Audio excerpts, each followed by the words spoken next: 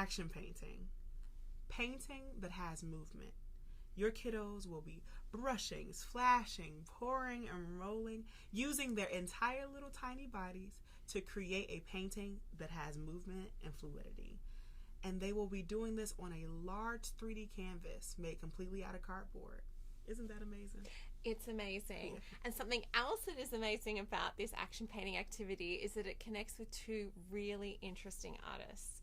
The first being Cicely Carew, who is a Boston-based painter and sculpturist who does amazing action paintings. And the second being Kazuo Shiraga, who uses his full body to create paintings. Okay, so to do this activity, you are going to need a bit of an open space. So you could do this in like the center time activity and kind of push the tables to the side and create an area that the kids can play and make in. So something that is special about this action painting activity is the kiddos are not just going to be painting onto a piece of paper that's on the table or a piece of paper on the easel. They're going to be using their full bodies. So you can collect a couple of different cardboard boxes. You could stick them together and put them down on the floor. So Diamond, you've done this activity with the classroom. Do you have any tips for like collecting and setting up that 3D canvas? Yes. So luckily where I work there is a shop, like a corner store, and every Thursday they get rid of so many cardboard boxes from their intake. And I sit out there with my binoculars and I wait like a vulture. And every Thursday I go out and I collect so many boxes. And I remember the first time that I did this activity at the current school that I work at, the kids spent an entire hour just painting. And usually our centers are somewhere between like 45 minutes. I'm not saying in that hour of center time and an hour, we didn't even do circle time because they were playing for almost 2 hours total in this action painting. And who was I to stop them? Yeah. Who was I to stop them? Such an amazing time. Okay, and so you might think about how you might cover the surface underneath so that the paint doesn't go everywhere. So things that you could think about is getting like a plastic tablecloth from the dollar store. If you've got like a large bit of fabric that you could use as a drop cloth. I know when I've been in the classroom with the kids, like I've had a drop cloth that I use for like multiple different activities. So you use it for once for action painting, and then you can hang it out and leave it to dry and bring it out a couple of weeks later for, you know, if you're doing clay, if you're doing some other messy activity, just like a good resource to have. You could also set up this activity outside potentially, which if it's a nice sunny day, this is perfect to do outdoors. Okay, the next thing you need to think about is the sort of paint you're going to use.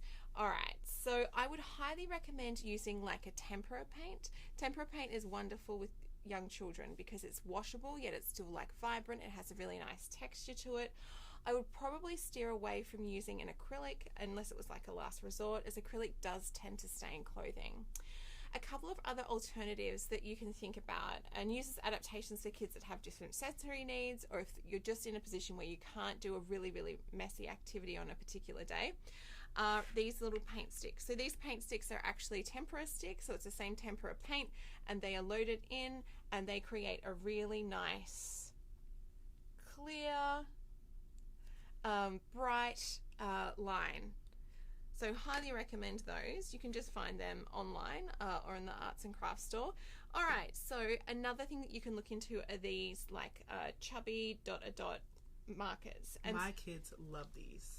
They love these. So you kind of like give it a shake, load it up, and you can see it's got like a little soft end, and you can squeeze them and the paint comes out. So again, just like a nice alternative for kids to use, kids that have different sensory needs, you know, they're not quite as messy. But yeah, again, tempera paint. And I would recommend when you are selecting your paints to think about limiting the palette so that the emphasis is really on kids exploring like the coverage of paint as opposed to like color mixing. Like this isn't so much about color mixing and kids exploring like how to make primary, secondary colors, but more about an emphasis on the application of the paint to the different surfaces. So through reducing the colors that they're going to be using, it's a nice way to kind of highlight and draw their attention to that. All right, the next thing you're going to think about are the different tools that the kids are going to use for exploring the paint. Now, I would say number one tool that they're going to use is their bodies. They are going to use their little hands. They are potentially going to use their little feet. And so that's something that we can anticipate. We might have a nice, a bucket of soapy water nearby that kids can wash their hands with. But beyond that, we can also be thinking about how we use both like traditional and non-traditional painting tools. So what I mean by traditional painting tools are like paint brushes, little like spongy paint application rollers are wonderful. But you can also start to think about more like abstract things as well. For example, this is a kitchen utensil that will apply the paint in a really unusual, flat, kind of scrapey way. You could also think about different things such as like potato mashers are going to create really interesting stamps. You could also make your own tools, such as like putting bubble wrap around a can, and then the kids can like roll the paint on and then roll it onto the paper like a kind of rolling pin situation. Different things like dish brushes, toothbrushes. There's also some like interesting different bits on the market. For example, this is actually from the dollar store. This is a dish brush, but you can, instead of loading the detergent in, you can load in some paint mixed with water, shake it up, the kids can apply it. We've also got some different droppers from the Science Center Time activity area that can be used. Again, this is just like another product that's on the market where you can load the paint in and the kids can then squeeze it out and apply it in different ways. There's also an opportunity for kids to make their own painting tools. So if you've got like little clothespins, the kids could go around and do a little scavenger hunt and find different things that they can attach to the end of the clothespin to make their own tool. So things that'll be really nice are like cotton balls, ribbons, leaves, anything that has a kind of soft, kind of absorbent-y surface that can be clipped onto those clothespins. Yeah, my kids absolutely loved using Ziploc bags. So they took the Ziploc bags and they blew air into them and they closed them very tight. And what they did was they just rolled the Ziploc bag over and over again, and they loved the way that it was. I don't know how to explain it, how it was sticking to the surface but then coming up. So they really loved the idea of something that's flat now becoming 3D that they can use. So I think that's amazing. Yeah.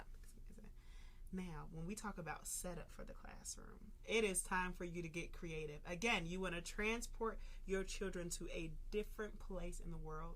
I think Louisa mentioned this. You can do it on the floor. You can do it on a table, outside. The way that I did it is I designated our entire centers area and created a little art studio for our kiddos to do the activity in.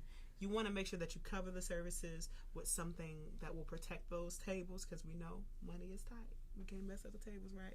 So I use butcher paper, but you can also use plastic tablecloths, or even sometimes reusable tablecloths are a great thing to have. If you can just go on Amazon and get you a few black tablecloths, you can bring it back out if you want to redo the activity or use it for something else. And you want to also make sure that you arrange your cardboard boxes in an inviting way. So something that I've noticed is that some of my kiddos love messy. So I would take the cardboard and like a cascading way so my kids who love messy can splash the paint up in the air and watch and see what happens. But then I had those quiet kids who don't really like mess. So I would take small boxes and place them in the corner so that they can also express themselves in a way that feels comfortable to them. So you want to make sure there are multiple access points for all of your kiddos and all of their sensory needs, right? And you want to also make sure that the tools are arranged in a beautiful way. I love the way that Louisa arranged this table. I want to do some action painting. I want to pick some stuff up and make my own painting that has movement.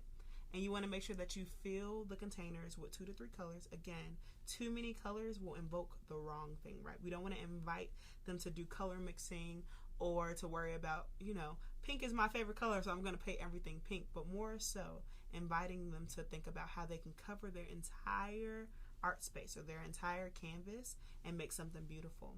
And the most important thing are those example images. Make sure you have those example images up from the artist that Louisa mentioned earlier and say, what do you see?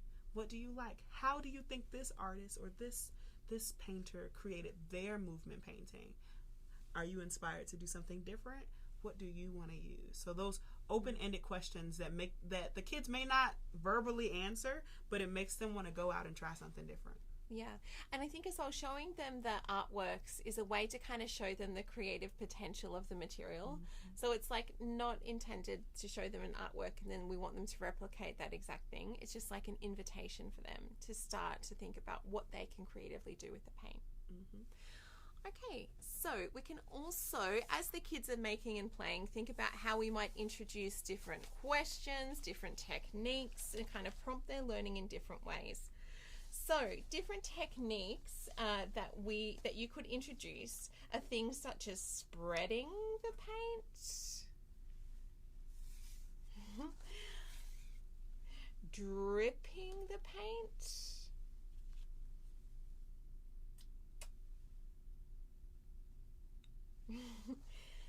splatting, swirling, covering, rolling, and stamping the paint.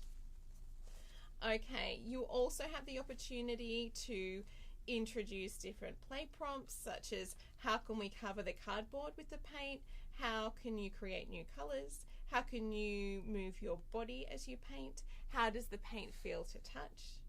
You also have the opportunity to introduce different vocabulary, so words such as action, drip, splat, and swirl.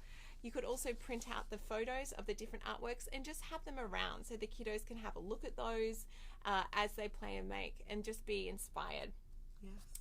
So we're really excited to see what you and the children make and create. Happy making! Happy making.